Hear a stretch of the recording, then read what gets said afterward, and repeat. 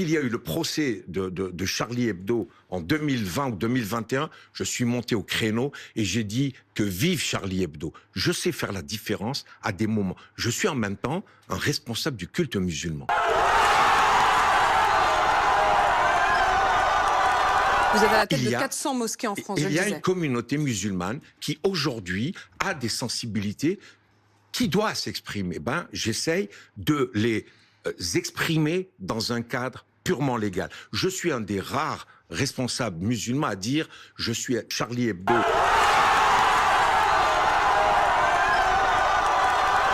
Citoyen français et je suis musulman. Et il n'y a aucune opposition entre les principes de l'islam et les principes de la République. Je l'ai dit, je l'ai écrit. Parler même à cœur ouvert avec une forme de détresse, nous disant je suis acculé, je suis ciblé, je suis menacé.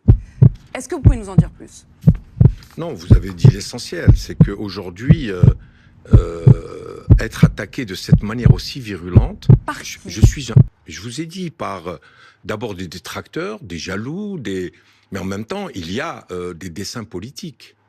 C'est clair que la Grande Mosquée de Paris a une spécificité, c'est-à-dire qu'il n'y a aucun... Je vais répéter ce que vous m'avez dit, parce qu'on se fait tout en transparence. Il n'y a aucun lieu de culte. Chemseddine Hafiz, vous avez dit « je suis menacé par les deux extrêmes ». Oui. C'est quoi les deux extrêmes? Les deux extrêmes, ce sont d'un côté les islamistes qui considèrent que j'ai un message et une voix trop républicaine, et de l'autre côté, on considère que je représente...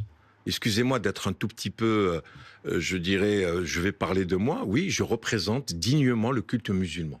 Et donc, aujourd'hui, certains groupuscules qui ont essayé de passer à l'action pour des opérations contre le recteur de la Grande Mosquée de Paris ont été commis. Et heureusement que je suis sous protection policière.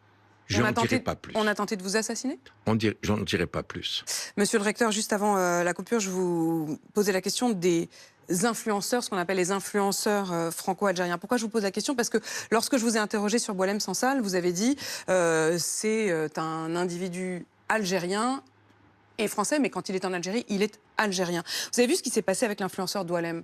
Doualem est un homme algérien, il a le passeport algérien, il n'a pas le passeport français. Il a tenu des propos sur TikTok qui ont été dénoncés par le préfet et le maire de Montpellier. Il a été expulsé.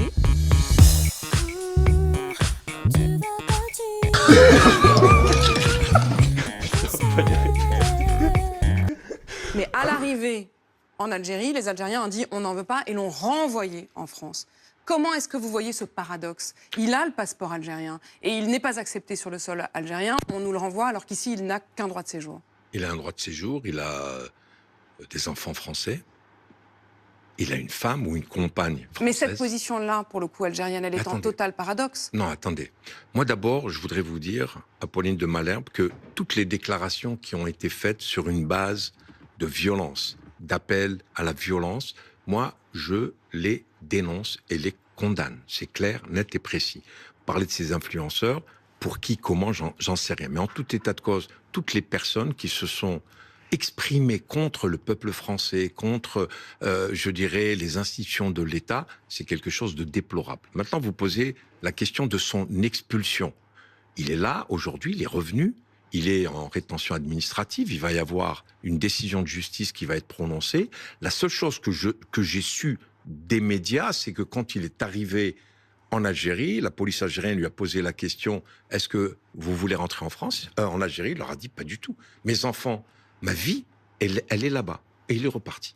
Donc, c'est un problème qu'il faut résoudre. C'est un problème personnel, cela ne nous regarde pas. Tout à fait. Une hernie testiculaire, en tout cas, cela ne nous regarde pas. Parce que là aussi, il y a des accords entre la France et l'Algérie sur le plan consulaire, donc il faut les appliquer, tout simplement.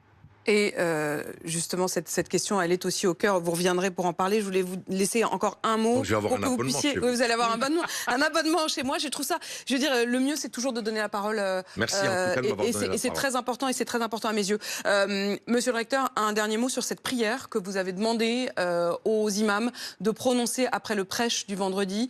Ça n'existait pas. Ça existait dans le culte catholique, dans le culte juif, dans tous les autres cultes. Dans tous les autres cultes. Ça n'existait pas dans le culte musulman. vous appelez désormais à la protection de la France et à ce que les imams, devant leurs fidèles, appellent à la protection de la France. Alors, comme je l'ai dit, c'était après l'assassinat de Nous Samuel sommes vendredi, Paty. vous pouvez le... Absolument. Après l'assassinat de Samuel Paty, j'avais introduit, donc, vous savez, à la fin de la prière du vendredi, l'imam qui est sur le minbar, qui termine son prêche, va commencer à faire des invocations pour les personnes malades, les morts, les fragiles, etc.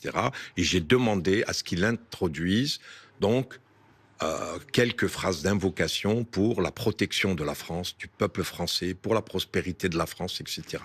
C'est quelque chose de tout à fait normal. Moi, j'aurais voulu... Et ça a été bien accueilli ? Très, très bien accueilli. Ça fait maintenant 3 semaines qu'on le fait.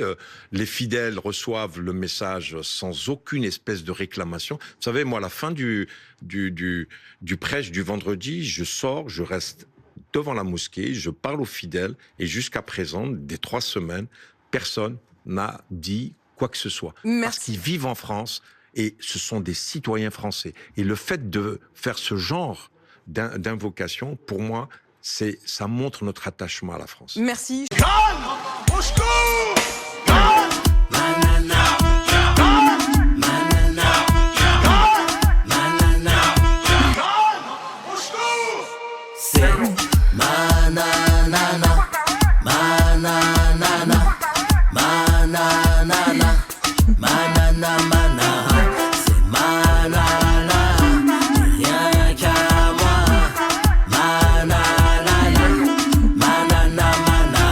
La chanson de l'été, Nana Manara de Nicolas Malone sur Spotify, iTunes, et bien sûr Deezer pour bouger, danser, se remuer. L'été sera chaud avec Nana Manara.